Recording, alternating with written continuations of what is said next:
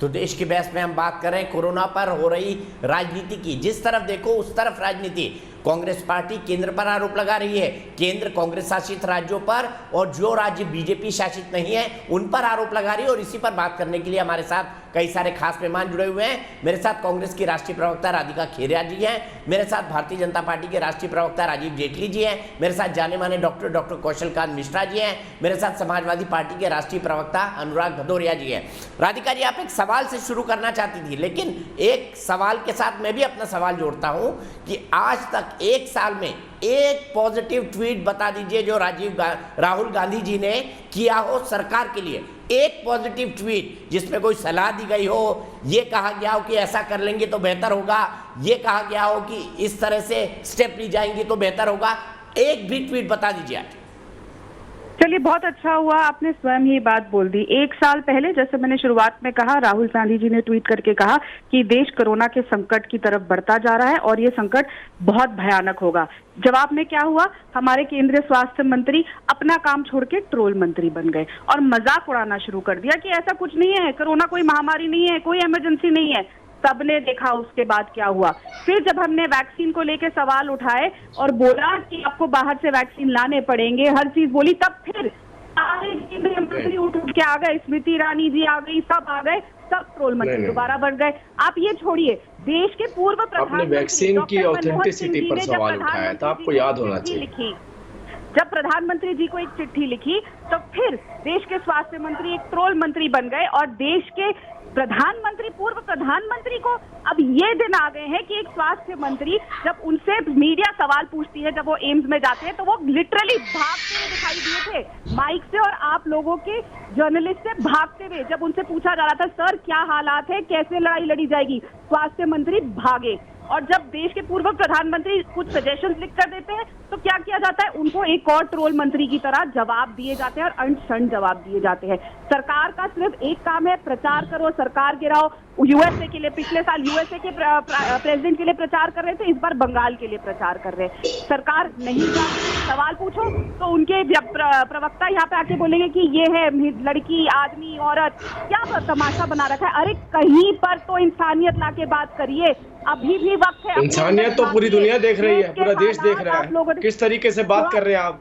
जब से बैठे हैं तब से लड़ाई करने बैठे हैं, एक बार भी आपने नहीं कहा कि हमारी जो कमियां रही हैं उसे दूर करेंगे। एक बार भी आपने नहीं कहा जहां हमारी राज्य सरकारें फेल हुई हैं उसे दुरुस्त करेंगे। मैं तो कहने को तैयार हूं, अगर हमारी कोई राज्य सरकार फेल है तो दोषी है, उसको बेहतर काम करना चाहिए। बदतमीजी क्या होती है, क्या बकवास करिए, बदतमीजी क्या तरीका है ये? राहुल गांधी की जो फौज यहाँ पे टीवी पे बिठा रखी है ना, इससे देश नहीं चलता। देश चलता है आपके मुख्यमंत्रियों से, जो जनता का एडमिनिस्ट्रेशन संभालते हैं, उन्हें ज्यादा बेहतर पता है कि राहुल गांधी को ज्यादा बेहतर पता है। आपको राहुल गांधी से पूछिए जाकर के, भाई अपने मुख्यमंत्रियों से पूछिए, अपने मुख्यमंत्रियों से पूछ के आया करिए जब डिबेट में बैठते हैं तो। ये राहुल गांधी से पूछ के मत आइए केवल। एक बार फिर इनका अहंकार देखे, दिखाइए ये सरकार कितनी असंवेदनशील है, कितनी अहंकारी है। अभी भी हर सवाल राहुल गांधी ने ये नहीं किया। आप तो कब्रिस्तान में उस कंकाल को ढूंढ रहे हैं, राहुल गांधी जिससे उनकी राजनीति मरी थी, उस कंकाल में भी शायद कोई ना कोई जीवन बचाओ राजनीति का। शमशान घाट में उस राख को ढूंढ रहे हैं जिस राख के अंदर आपकी राजनीति जल के खाक हुई थी, आप उसमें भी ढूंढ रहे हैं। ये ट्वीट भी आपने ही किया था, कब किया था? अभी 2 दिन पहले। कब किया था? 2 दिन पहले। राहुल गांधी ने 2 दिन पहले कहा था शमशान और कब्रिस्तान। क्योंकि ये अभी भी नहीं समझ रहे हैं कि देश किस स्थिति से गुजर रहा है। कोरोना से, अरे आप मर रहे हैं और ये यहाँ चिल्ला रहे हैं। मैं इस शो पे नहीं बैठ सकती। I am sorry, Deepak ji, मैं ये शो छोड़ के जा रही हूँ। दोनों संयम रखें। जब लोग सड़कों पे मर रहे हैं, भाजपा के प्रवक्ता ऐसे चिल्ला रहे हैं, ऐसे नहीं होता है। आई एम सॉरी, ये अभी भी नहीं समझ रहे हैं। लोगों के पास ऑक्सीजन नहीं है दिल्ली में लोगों की जाने जा रही हैं, स्टेट में ऑक्सीजन नहीं जा रहा है। महाराष्ट्र में जब ऑक्सीजन की कमी थी तो मुख्यमंत्री साहब ने जब फोन उठा के प्रधानमंत्री जी को फोन किया तो वहां से जवाब आया, प्रधानमंत्री जी अभी महाराष्ट्र में कितना वैक्सीन, कितनी ऑक्सीजन खराब करी है, महान है, मालूम है आपको? महाराष्ट्र ने तो मजाक किया था कोरोना को, उतर आए हैं, मजाक किया था। मैं सीधे अनुराग जी के पास चलता हूँ। अनुराग जी, सारी गलती हमारी है। आज थोड़ा डिफरेंट करते हुए एक पॉजिटिव सजेशन दे दीजिए राजीव जेटली जी के लिए, योगी जी के लिए। सबसे सबसे पहला सजेशन दीपक जी, इन लोगों को संवेदनशीलता लानी पड़ेगी। पॉजिटिव सजेशन ये है के लिए रहना कि आपने नहीं, मैं अनुराग से सवाल, अनुराग जी से सवाल। एक मिनट राधिका जी,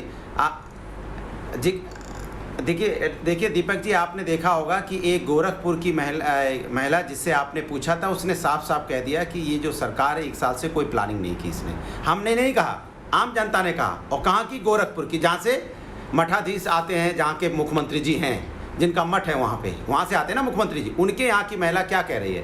कह रही है कि ये सरकार 1 साल से प्लानिंग कर लेती तो शायद लोगों की जान बच जाती। यही मैं जेटली से कहूँगा, आम जनता की आवाज़ है, मुख्यमंत्री के गृह जनपद की आवाज़ है कि अगर आपने सही समय पर जनता के लिए सोच लिया होता, ये अहम निकाल के बाहर रख दिया होता और जनता के बारे में आपने अगर सोचा होता, तो आज शायद लोगों की मौतें नहीं होती, लोगों की जान बच जाती। आप यहाँ बैठ के दूसरों को गालियाँ देते हो, आप ये नहीं सोचते हो कि जितना आप बोल रहे हो उतना आप बीजेपी का सत्यानाश कर रहे हो। आप, जनता आपको सुन रही है, जनता सोच रही होगी कि कैसे प्रवक्ता है ये, कैसे मोदी जी ने अपने प्रवक्ता रखे हैं, कैसे बीजेपी ने प्रवक्ता रखे हैं, जो जनता की आवाज को नहीं सुन रहा है। मेरी आवाज नहीं है, अभी तक आपने जवाब नहीं दिया। अभी आपके सामने उस महिला ने बोला, महिला ने बोला है, उसका तो सम्मान करो, मेरा सम्मान करो मत करो, मेरा सम्मान एकदम मत करो आप, लेकिन उस महिला का सम्मान करो जो अभी बोल रही थी वहाँ पे। अनुराग जी, मैंने आपसे एक पॉजिटिव सजेशन मांगा था, सजेशन दीजिए। अगर तैयारी कर ली तो शायद लोगों की जानें बच जाती। सुन लीजिए जेटली जी, आप दूसरों को बोलते रहते हो, खुद नहीं सुनते हो। टीवी के ऊपर अरे सुनिए, खुद सुनिए। और मुझे लगता है अगर जरा सी आपके अंदर में मानव धर्म बचा है, मानव नहीं दे रहे डॉक्टर मिश्रा, अनुराग भदौरिया पॉजिटिव सजेशन नहीं दे रहे, कैसे देखेंगे आप इसको?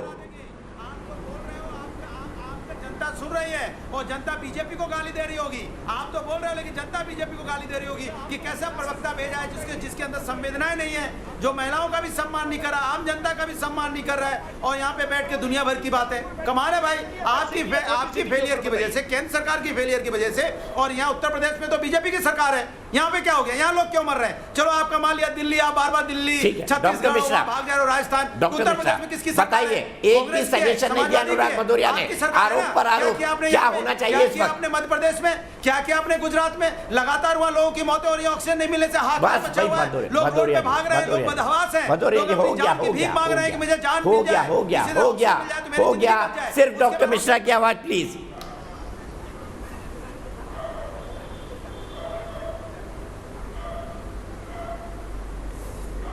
दीपक जी, मुझे लगता है कि सारे स्टेट में ऑक्सीजन पहुँचे, हर मरीज को ऑक्सीजन मिले जिसको भी रिक्वायर्ड है। ये काम सेंटर का है, उसे करना चाहिए।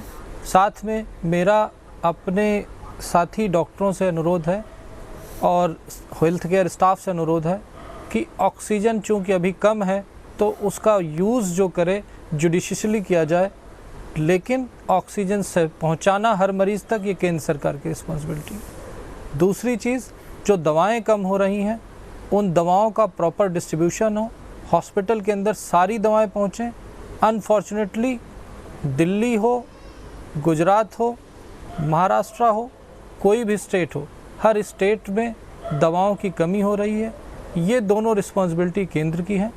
इसके अलावा पहले से चीज़ों को प्रीएम्प्ट करके स्टेट गवर्नमेंट को रिस्पॉन्ड करना, केंद्र के साथ कोऑर्डिनेट करके चीज़ों को पहले से मंगाना, ये रिस्पॉन्सिबिलिटी स्टेट गवर्नमेंट की आती है। और जब भी पेंडेमिक की सिचुएशन होती है, ये हमारा देश ही नहीं, चाहे अमेरिका हो, चाहे फ्रांस हो, चाहे ब्रिटेन हो, सब में इसी तरीके से पॉलिटिक्स हुई है। क्योंकि डिमांड ज़्यादा है और सप्लाई कम है।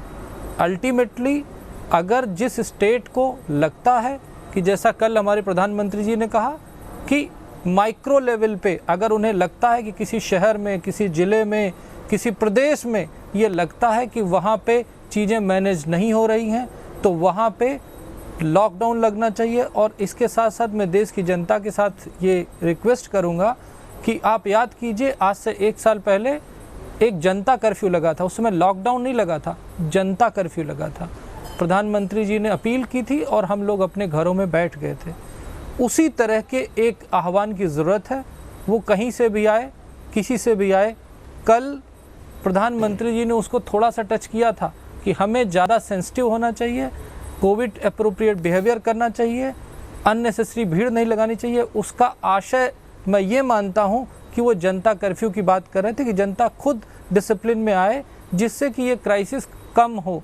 अदरवाइज आप जिस तरह से देख रहे हैं पक्ष विपक्ष इसी तरीके से टीवी पे बैठ के मुर्गे की तरह लड़ेंगे और हम लोग मरेंगे।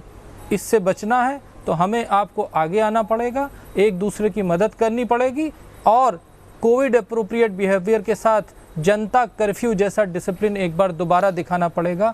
अननेसेसरी हमें बाहर न निकलें जिससे कि इस कोरोना की महामारी। हमने सवाल पूछा था क्या इस मुद्दे पर राजनीति हो रही है, 91% दर्शक बोलते हैं हाँ इस मुद्दे पर राजनीति हो रही है।